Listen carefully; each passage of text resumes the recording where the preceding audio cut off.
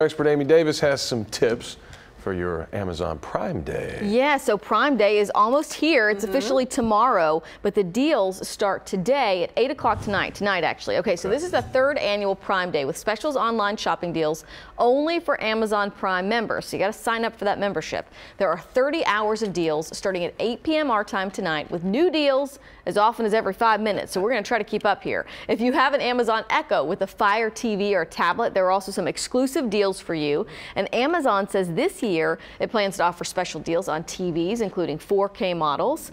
So if you still want to join, an Amazon Prime membership is $99 per year, $10.99 per month. Last week you were still able to sign up for the free 30-day Amazon Prime trial. You may still be able to do that. But heads up, tomorrow morning we're going to be showing you some of the best deals out there. That's tomorrow morning right here.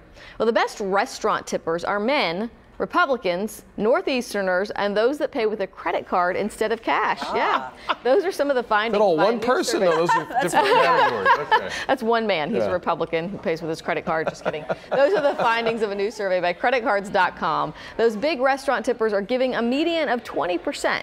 So they say women tip a median of 16%, and Democrats, Southerners, and cash users tip a median of 15%. Less than 30% of survey respondents said they give tips to housekeepers or baristas, and about 67% of people always tip their hairstylist. Good idea, because you got to go back to them. Hey, here's someone consumers are not tipping: debt collectors. No, never. You're not paying them at all. The Consumer Financial Protection Bureau says Americans have complained more about debt collection than anything else since 2013.